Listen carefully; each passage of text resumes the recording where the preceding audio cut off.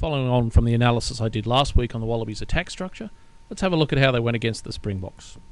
So that we can make a direct comparison with last week, we'll look at the alignment of a scrum to begin with. This week Cooper's a lot flatter, and you'll see as we run through the clip, the ball receiver actually gets the ball a lot closer to the line. Now this play didn't produce a result for reasons that I'll go through after you've seen the clip. But at least it's a step in the right direction. We're bringing the ball closer to the line. They'll move the ball. They'll stay positive. And that's half. So how is it the Wallabies can't produce anything from this position on the field? It's a first phase attacking opportunity. They've got plenty of time to get set. They've got 3 Springbok defenders that are compressed, leaving them room on the outside. Instead, they send their smallest guy as a crash ball runner into the teeth of what is a very good Springbok defence. The only possible explanation I could give you is that they weren't trying to actually achieve anything with first phase, simply set up to then run something on a second phase. And that makes no sense to me at all. When you've got the forwards tied up in the scrum, that's the perfect time to try something. That's now 8 games in 2010, we're coming up on 11 hours of rugby, and still the backline has only run one move in all that time. Now let's have a look at a series of plays in the second half that show some of the things that need to be worked on, but also show some of the positives. In the first phase, it's a flat attacking line. In fact, it's a little bit too flat, and as you can see, the ball goes behind the attack. But at least it's a good start, just needs to be a balance between being too deep and too flat. Now in the second phase, the Wallabies keep the ball going the same way, so they're stretching the South African defence. Good inside ball here from Sharp, well supported by Slipper, who takes the ball forward, and even though the ball went to deck in the first phase, we're now back to the gain line. Third phase, you can see that Genia is having to wait, and the reason he's having to wait is that Mum is on his own.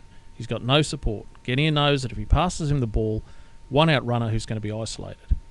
They work it out well though, with a simple little wraparound, Genia onto Pocock, but you can see the South African defence is pretty strong. At least we've now gone forward, we're over the gain line. Now in the next phase, they bring it back to the short side, trying to catch any defenders who've come across too quickly. Great ball from O'Connor, and well supported by Slipper. He nearly gets to the line, stayed on his feet quite well. Now to take advantage of the fact that the South African defence has had to turn and chase, and has been dragged into this corner, the Wallabies move the ball wide, looking for holes.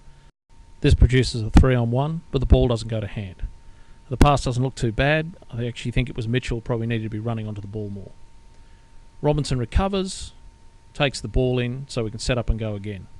Very scrappy ruck, and South Africans lucky he wasn't penalised there. Wallabies now know that they've stretched the box to this side. They decide to come back the other way. Quade Cooper takes the ball, attracts defenders. Kurtley Beale does the same, and then to O'Connor, ball over the sideline. We'll have a look at that last phase from front on. The ball runners go to the line, attract defenders. We've then got inside runners that also attract defenders and hold them off the guys outside. That's what creates the space.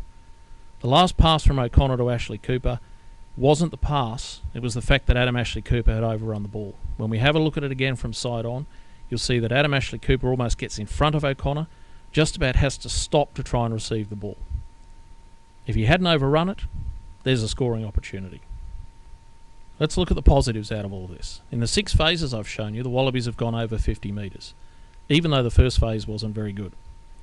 There was a structure to their attack. They moved the defence from side to side and created holes. Created a line break for James Slipper, who went close to scoring.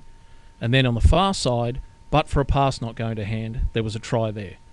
Then they've created a third try scoring opportunity on this side of the field, again but for a pass not going to hand.